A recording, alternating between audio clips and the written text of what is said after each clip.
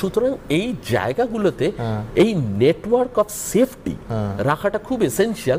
কার্যত চোখ বন্ধ করে নিজের ভবিষ্যৎ প্রজন্মকে বিশ্ববিদ্যালয়ের ওপর মানে হাতে কার্যত সঁপে দেন। খুব বাজে লাগবে শুনতে মানুষজনের যা এসছে এই ঘটনায় মৃত্যু ঘটেছে বলে, শুধু লোকজনের প্রাণ চলে যাচ্ছে তা না, কিন্তু বহু ছাত্র শিক্ষা বিমুখ হয়ে যাচ্ছে, এটাও ভাবা উচিত।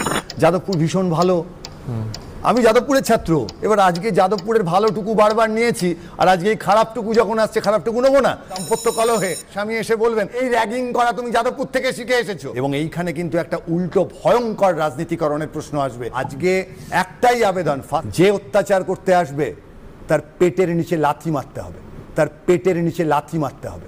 কেউ অত্যাচার করতে এলে তারা যেন মুহূর্তের মধ্যে প্রতিবাদ করতে পারে, এ তো আটকানো যাচ্ছে না।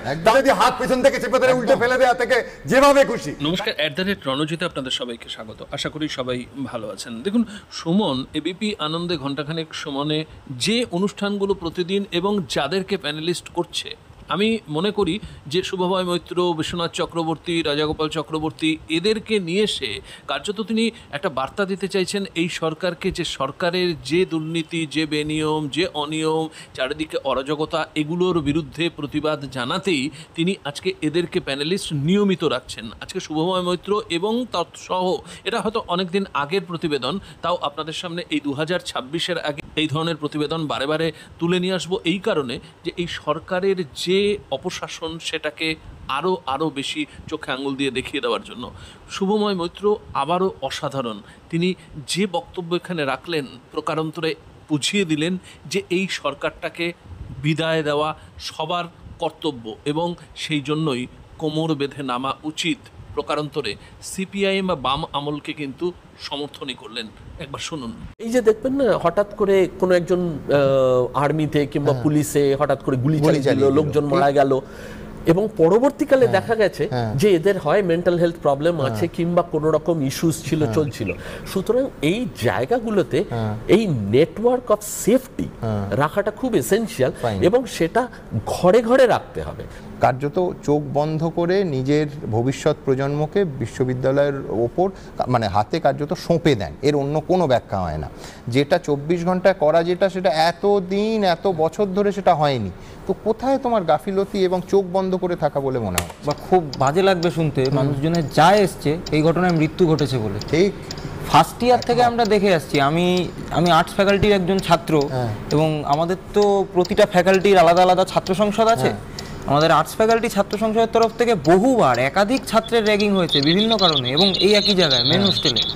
আমার একজন বন্ধু আছে, আমি তার সম্মতি নিইনি, আমি তাই তার নামটা বলতে পারবো না এখানে, তাকে অর্ধ উলঙ্গ করা হয়। সেখান থেকে সে একজন ফুটবলার ছিল, সে তাই জন্য পালিয়ে বেঁচতে পেরেছে, দৌড়ে চলে গেছে শীতকালে, সারা বাস স্ট্যান্ডে থেকেছে। তারপর মানে সে খুবই গরিব বাড়ি থেকে আসে।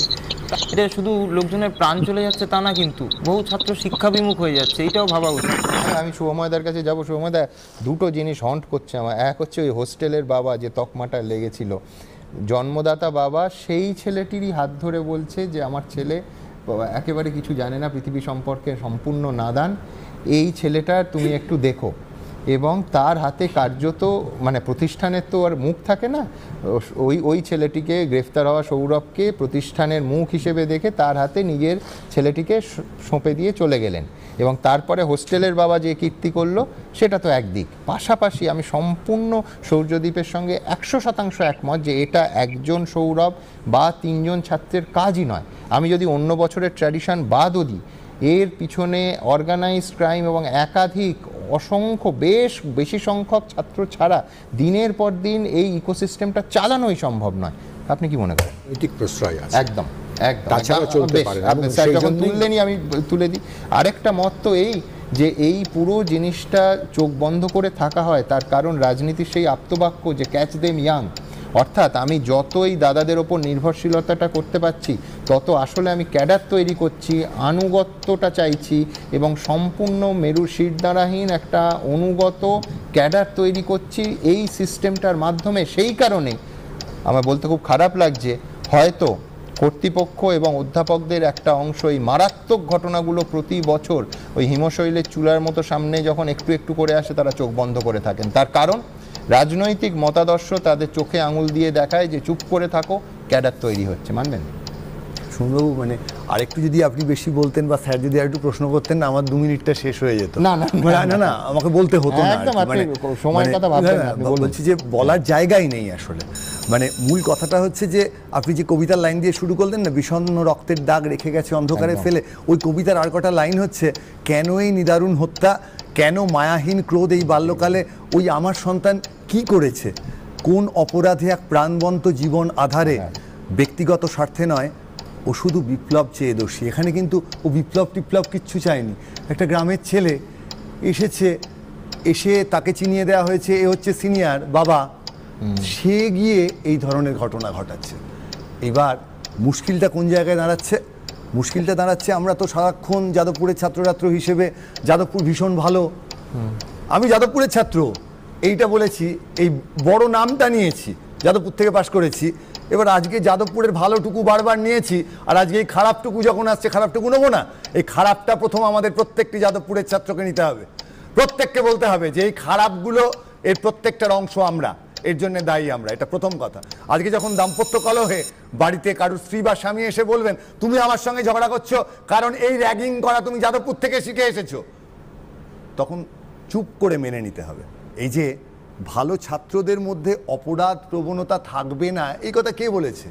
চারদিকে অপরাধ প্রবণতা আছে, প্রত্যেকের মধ্যে, বুদ্ধিমান লোকের মধ্যে আছে, ফলে যাদবপুরের ছাত্র মানে তার মধ্যে অপরাধ প্রবণতা থাকবে না, এই যে একটা ধরে নেওয়া হচ্ছে কন্ডিশন করে, এটার কিন্তু কোনোভাবে মানে নেই। গন্ডগোলটা এর পরে কোন জায়গায় যাবে? এক হচ্ছে দেখুন, যাদবপুরে টাকা পয়সার খুব অভাব আছে, সত্যিই তো, এত ভালো একটা কলেজ, ল্যাবরেটরি থেকে শুরু করে বিভিন্ন জায়গায় ইউজিসির কাছ থেকে টাকা কম পাওয়া যাচ্ছে, এবং এইখানে কিন্তু একটা উল্টো ভয়ঙ্কর রাজনীতিকরণের প্রশ্ন আসবে। যাদবপুর যখন টাকা চাইতে যাবে কেন্দ্রের কাছে, যে টাকাগুলো আসে না, বলে ওদের তোমাদের টাকা দেবো কেন, তো এইখানে তো এই হয়। এই যে রাজনীতিকরণ, মনে রাখবেন রাইক্সট্যাগে নিজেরাই আগুন লাগিয়ে কিন্তু বিরোধীদের নামে দোষ দিয়েছিল হিটলারের লোকজন, নির্দেশ দিয়েছিল একজনও যেন বেঁচে না থাকে। আজকে যাদবপুর, জেএনইউ, হায়দ্রাবাদ, এরা যে কি, ইউনিভার্সিটি অফ হায়দ্রাবাদ কি বিপদের সামনে পড়ছে, কি বিপদের সামনে। আজকে একটাই আবেদন, ফার্স্ট ইয়ারের যত ছেলে যাদবপুরে ঢুকছে বা যে কোনো কলেজে, যে অত্যাচার করতে আসবে তার পেটের নিচে লাথি মারতে হবে, যে অত্যাচার করতে আসবে তার পেটের নিচে লাথি মারতে হবে, একেবারে পরিষ্কার কথা। ফার্স্ট ইয়ারের প্রত্যেকটি ছেলেকে একসঙ্গে থাকতে হবে, এবং এই যে জোটবদ্ধতা ফার্স্ট ইয়ারের ছেলেদের মধ্যে প্রতিটি কলেজে, এবং প্রতিটি মাস্টারমশাইকে দেখতে হবে তাদের আলাদা হোস্টেল থেকে শুরু করে তার ব্যবস্থা করা। এই আক্রমণ যারা করছে তারা তো নিজেরা জেলে যাবেন, তাদের সর্বনাশ হবে, হোক গে, কিন্তু গোটা যাদবপুর কিন্তু যে ভয়ঙ্কর জায়গায় চলে গেছে, সেই জায়গায় ফার্স্ট ইয়ারের ছেলেদের সঙ্গে নিয়ে এবং সিনিয়রদের সঙ্গে নিয়ে যারা এই ঘটনাগুলো ঘটাচ্ছেন, এবং তাদের যে ছোট্ট রাজনীতিকরণ, এই কথা যাদবপুরে বারবার আসবে। যাদবপুর বামপন্থী রাজনীতির ঘাঁটি, এ তো অস্বীকার করার উপায় নেই। ফলে অন্য রাজনৈতিক দল যখন এই সমস্ত লোকেদের দিকে হাত দেখাবে, তখন আঙুল দেখাবে, তখন কিন্তু বুঝতে হবে যারা একটু উদারবাদী ভাবনার মানুষ তারা কোন ঝামেলাটায় আজকে পড়লেন। যে ঝামেলাটায় যাদবপুর আজকে পড়লো, এই ঝামেলাটা আগামী দিনের গোটা ভারতবর্ষের রাজনীতিতে এত মানুষ যারা বিভিন্ন সময় উদারবাদের পক্ষে লড়াই করেন, তাদের সবাইকে একেবারে কোণঠাসা করে দিয়েছে, এখান থেকে বেরোনো প্রচন্ড শক্ত জায়গায় পৌঁছে দিয়েছে সকলকে। সৌম্যদা, ঝামেলার কথা বলছেন, রাজনৈতিক ঝামেলা, এর রাজনৈতিক চাপানুতর আছে। আপনারা দেখছেন যে সচেতনভাবে আজকে কোনো রাজনীতিবিদদের গত শুক্রবারের অনুষ্ঠানের মতো আমি ডাকিনি। এই ধরনের ঘটনা ঘটার পর তো এই লং টার্ম আলোচনা তো হবে, সমাজ অনেক দায়িত্ব নেবে, পুলিশ নেবে, রাষ্ট্র নেবে, তারা অনেক কিছু করবে। আমার পরিষ্কার বক্তব্য যে ছাত্রদের, প্রথম বর্ষের ছাত্রদের ডিসএনগেজমেন্ট ট্রেনিং এর ব্যবস্থা করতে হবে, অর্থাৎ তাদেরকে অত্যাচার করতে এলে তারা যেন, ডাক্তারবাবু ভালো বলতে পারবেন, তারা যেন মুহূর্তের মধ্যে প্রতিবাদ করতে পারে। সেটার ফর্মটা খারাপ হতে পারে, যে শব্দটা হয়তো আমি ব্যবহার করেছি, শব্দটা হয়তো ভালো নয়, কিন্তু তারা সঙ্গে সঙ্গে যেন রিয়াক্ট করতে পারে। এই রিয়াকশন এবং দলবদ্ধ রিয়াকশন করতে হবে, কারণ বহুদিন ধরে এটা চলছে, এ তো আটকানো যাচ্ছে না। তাদের রিয়াকশন, তাদের রুখে দাঁড়ানো যেভাবে হোক, সে যদি হাত পেছন থেকে চেপে ধরে উল্টে ফেলে দেওয়া থেকে যেভাবে খুশি, তাদেরকে রুখতেই হবে একদম। এবং